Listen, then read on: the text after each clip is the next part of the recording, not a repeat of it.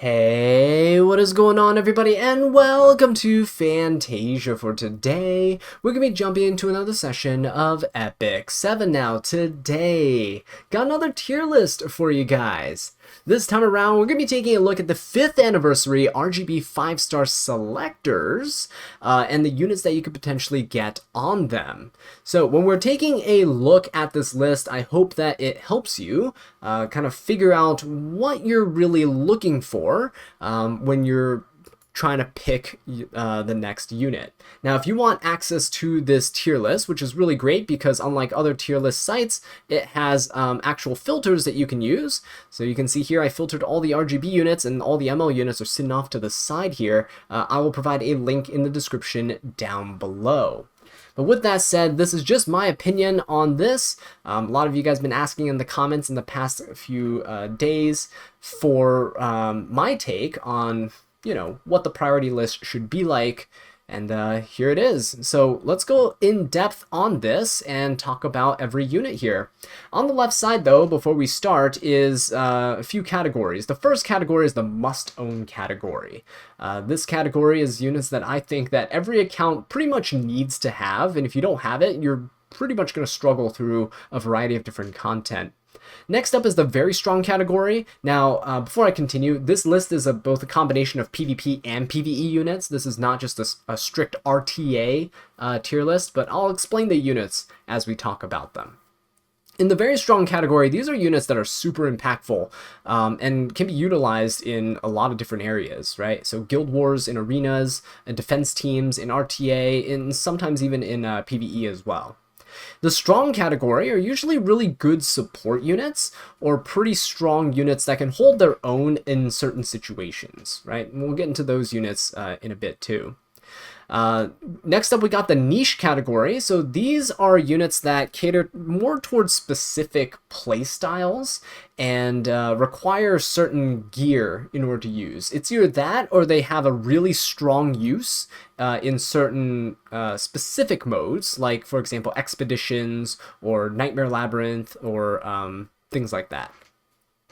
Next up, we have the Waifus and Husbandos. I didn't want to just put don't get for a unit in this list because I'm a firm believer that if you have a favorite unit in the game and you've been playing for a while and you just really want them, use the selector for them. It doesn't matter, right? You need to have the units that you enjoy playing with, otherwise you won't be able to enjoy the game, right? That's the whole purpose of it. There's no need to min-max, especially if you're just trying to have some fun.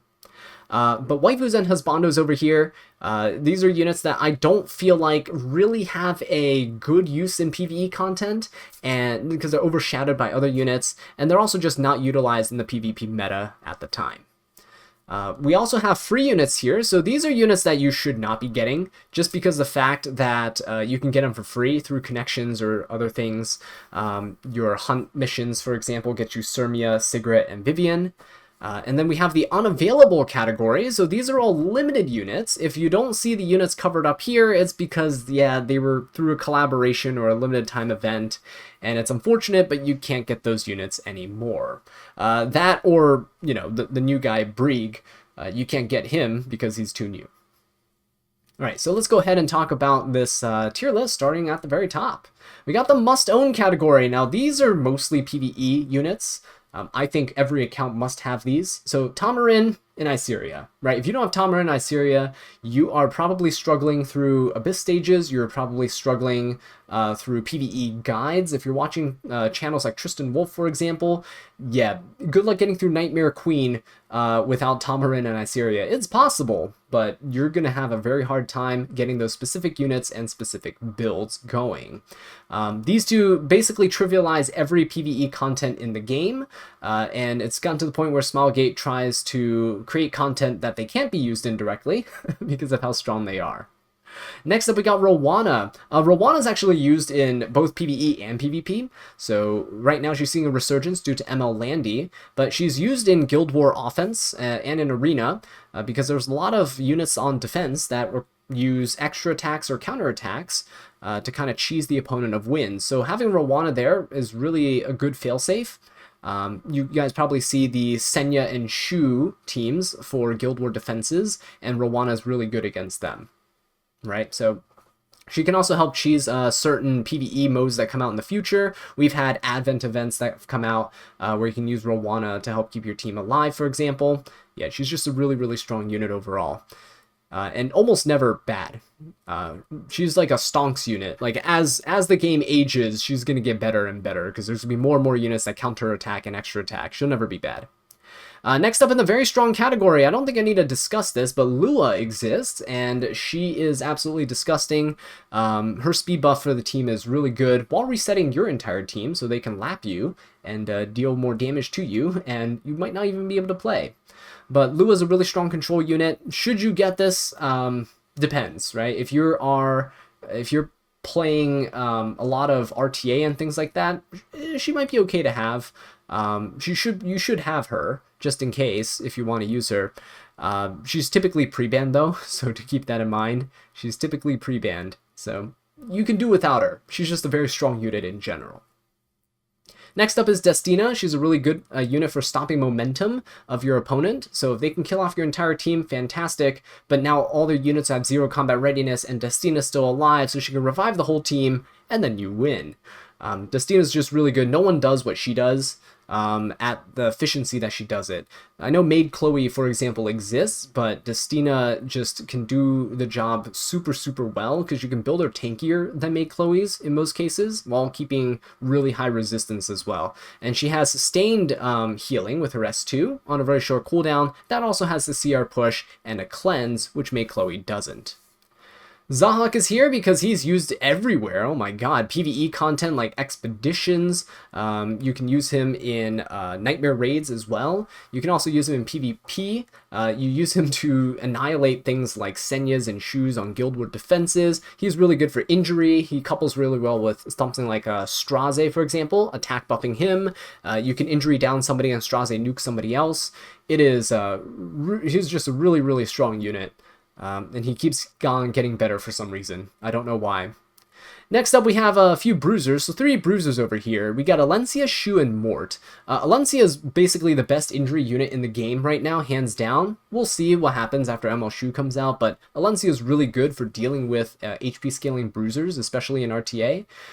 She's also really strong because she has an S1 defense break. So in things like Ancient Inheritance, you can use her and defense break a lot of bosses and use that momentum to carry out a bunch of damage.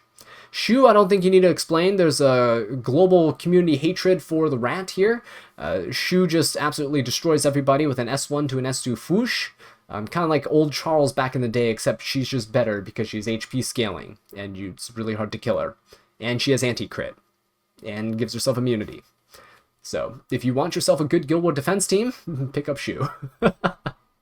Next up, we have Mort. Mort, in my opinion, is actually insanely busted now. His kit is super loaded, and the reason why I put him in very strong is, in my opinion, if he was an ML unit, he'd be on the same tier as like A Ravi, because he has everything built into his kit. Ignore, resist, defense breaks. He has his own rage buff that gives him attack and speed. He gives himself a speed buff, gives the whole team anti-crit buff. He has injury built into his kit, healing on his S3.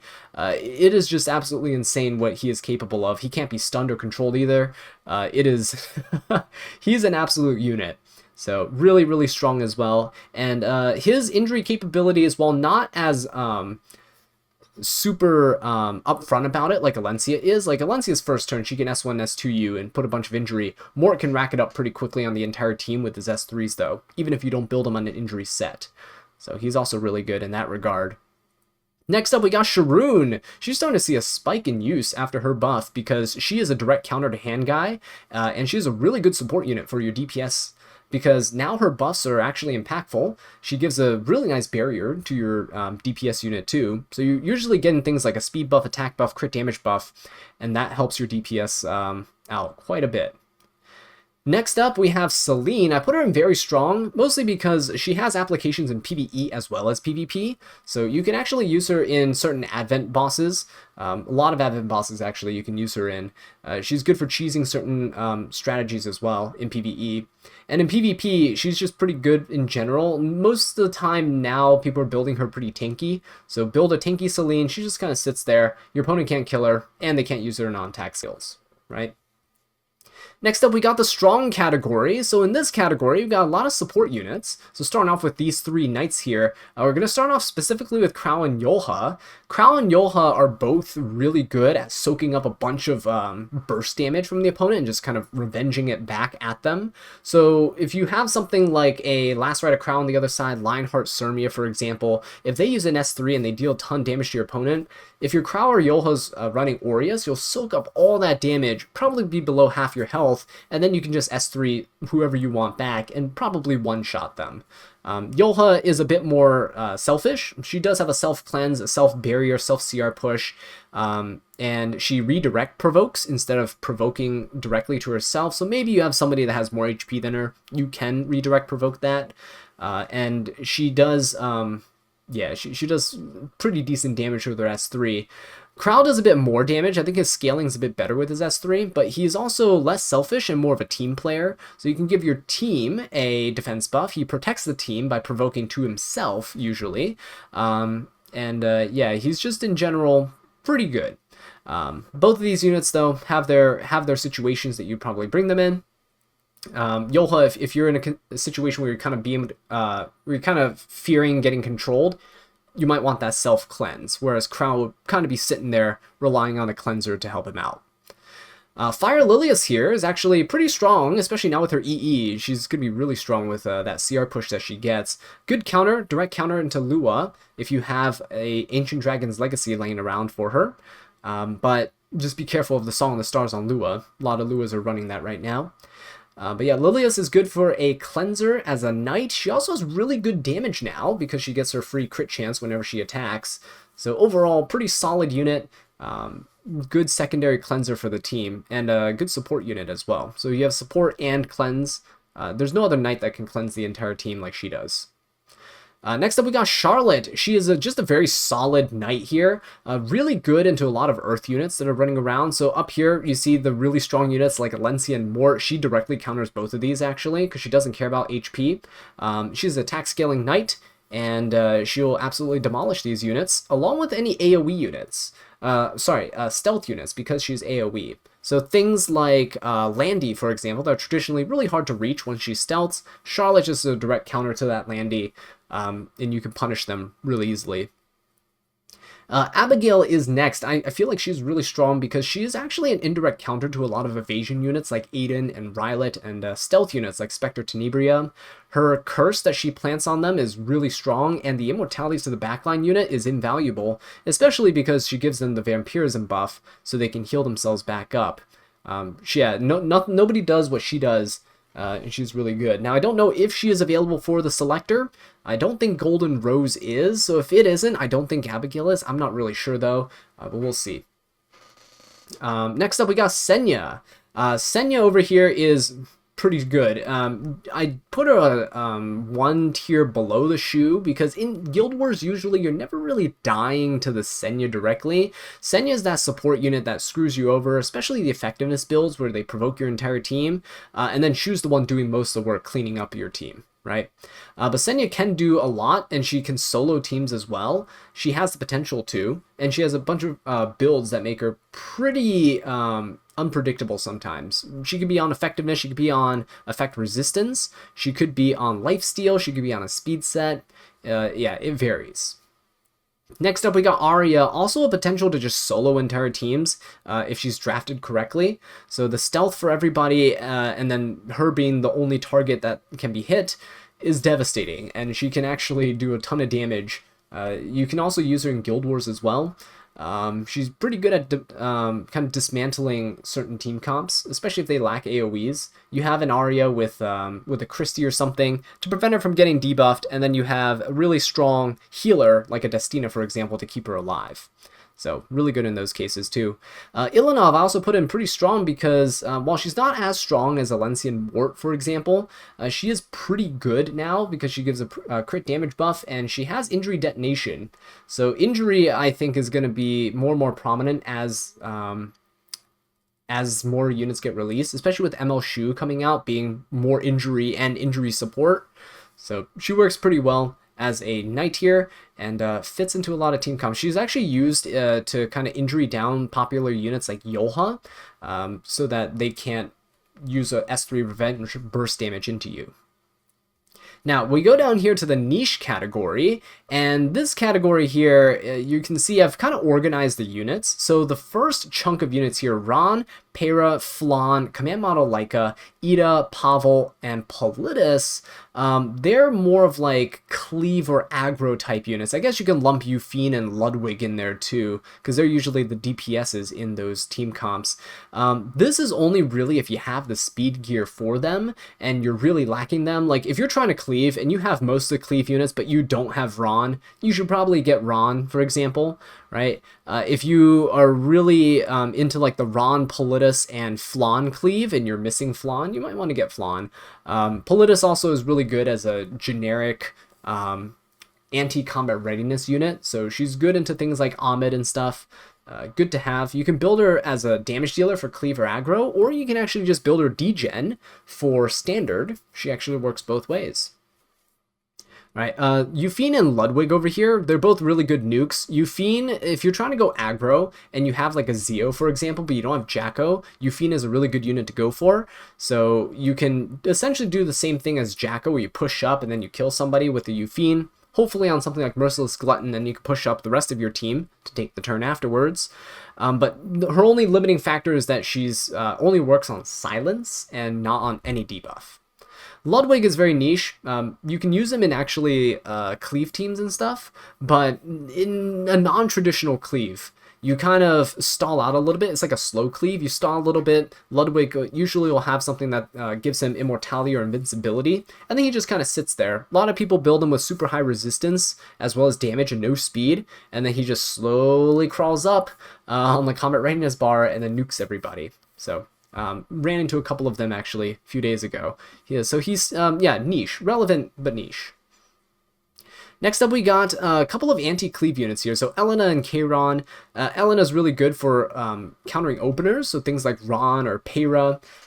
They open with a AoE hit, so then Elena can cut and she'll heal up the team, and you can S3 if she cuts in front of like Ron or Pera and goes after them. You can actually go ahead and use your S3, give your entire team invincibility, and then you can't get cleaved. It's pretty good. Kayron over here, though, is pretty... It's like the opposite of Helena. Instead of protecting your whole team, you just kind of hope that your whole team dies, and then Kayron's the only one alive. So if he is, then you build him on high resist, and you build him on counter with a bunch of damage. Just wait for him to counter. With his AoE counters nowadays, he can probably kill most cleave teams pretty easily. You just got to get lucky. The next few units here, so we got Kisei and Bihu. They're not very common. Kisei is a really good burst damage unit, usually coupled with something like Ahmed. Ahmed is unavailable though. She is a limited unit, so she's down here. That's the reason why you don't see her, by the way. If any unit you're wondering why are they not on the list, they're super, super good, is probably because they're down here in the unavailable category. But yeah, Kisei is really good in certain aggro and cleave teams. She's also okay in standard because you can actually protect her in the backline and she'll stay stealth. If you have something like, what is that artifact called? Wind Rider. So if you have Wind Rider on her, you can essentially stay permanently stealth for the whole match. Or at least until you get your S3 back up, and then you get another 2-turn stealth with her S3. And then she can just hide in the backline, kind of like a Spectre Tenebria. So she's pretty useful. Bihu's been seeing more and more use lately. He's pretty good at just stripping the anti-crit off of Emma Landy's, getting the unbuffables on, and the burns work pretty good against Emma Landy too. His increase of burn damage couples really well with something like Emma Kawazu or with Carrot, which are also two kind of okay units at dealing with Emma Landy. But yeah, he's not too bad. Arunka is next. Arunka and Hua-Young. So I put them here side by side because they're both burst damage units. Arunka can burst through units that have a barrier. She's really good with that actually, and but again, really niche, right? You have to have a barrier on the other team, and most of the time they'll hold on to their skills that give barriers, like Arwal's S3, and they just won't use them until they deal with the Arunka. And then we have Hua-Young. So Hua-Young fell off hard after her nerf, but she's still useful in certain situations like Guild Wars and things. You've probably seen the triple torrent Hua-Young one-shotting pretty much every unit in the game. That's like a tanky unit in the game. But yeah, that's essentially what she's used for. So you can do that if you want to have fun, but most players probably already have Hua Young from back then, before she was nerfed, and recalled her and never looked back twice, right? Next up is Violet. He's really niche because against like ice teams, especially cleave teams, you basically guarantee a win because he can never be crit by ice units, ever. As long as you have an evasion artifact on him, he can never get crit by ice units, never get hit, unless they have something like Symbol of Unity laying around on those units. So really, really strong in that regard. Tywin I put in niche. I know a lot of people say he's pretty bad, but I think he's pretty good as a supporting knight. Obviously not as generically strong as something like Crow or Yolha or Lilius. And he doesn't really have damage like things like Senya and Mort up here. But he is really good at supporting the team. Being anti-stun, anti-sleep for the unit in the back line is actually quite useful, especially because he's a good counter pick into stuff like ROL.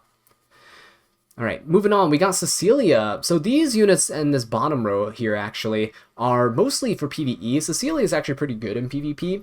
If you build her faster, 260 something speed probably, because she has an AoE provoke on her S3, but she also gives a 2-turn immunity to everybody, which is pretty nice against certain debuff teams, and against certain units like a Tywin. But other than that, she's mostly used in PvE, because she has really good debuffs and a defense break on her S1. Yeah, so Cecilia is really niche in that regard. Ken is fantastic in certain PvE content. He has an ignore resistance defense break as long as he has vigor buff, which he can grant himself, but if you have C. Lilius, it also works with him too. Typically, Nightmare Raid is where you'll see him used. Chloe has a magic nail that's non-resistible. And yeah, she is used in so many different one-shot teams for hunts. It's absolutely insane. So she has a really good niche, but again, only if you're going down that route. But I think as most people realized, it's great fun in games to be able to one-shot every single boss in the game until you realize that, hey, I don't have the leaves to do this every single day, so there's no real point. So yeah, Chloe is there though. Luluka is actually a just all-in-one defense breaker. She has defense break in her S3, she has defense break in her S1, her S2 gives you a defense buff. But yeah, she's pretty good in things like Hades, for example. You can use her in Nightmare Labyrinth. You can use her in various different modes, PvE modes, where you want to get consistent defense breaks applied. She's pretty good for that. Tenebria and Ball and Cezanne, you see kind of a pattern here. Most of these units have defense breaks. Tenebria and Ball and Cezanne also have defense breaks in their kit, and also a lot of good debuffs as well. Speed downs and things, attack downs. So they're really good in things like expeditions. So Tenebria and Ball and Cezanne are really good in Earth Expedition, for example. But you can probably use Tenebria. You can also use Tenebria in control teams, or you can build it as a DPS to kind of nuke units in PvP. Ball and Cezanne doesn't really have too much PvP application, though. Next up, the Waifus and Husbandos categories. So I'm not going to go through all of these over here. These are just units for you to see. So we got Charles, we got Bellona, Cowric, Ravi, Vildred, Ray, Araminta, Basar, Eligos, Irvelin, Haste, Lidica, Lilibet, Melissa, Mui, Teu, and Sez.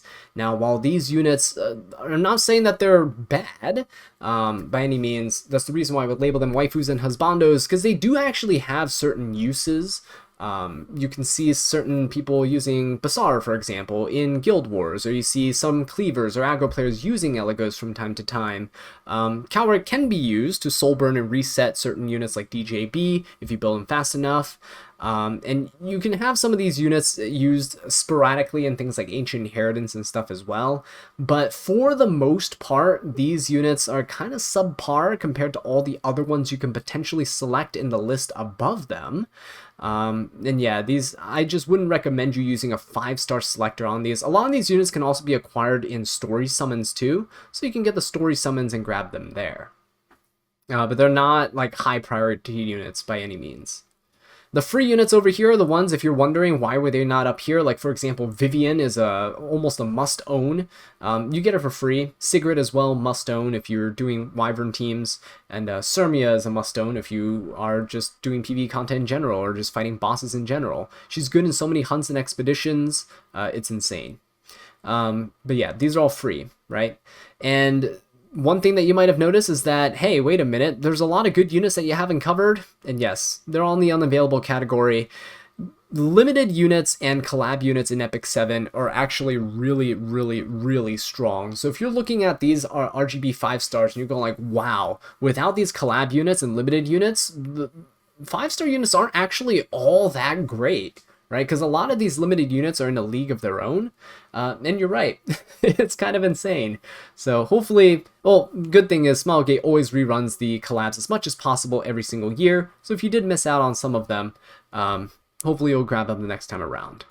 But that is pretty much going to be it for this tier list over here, guys.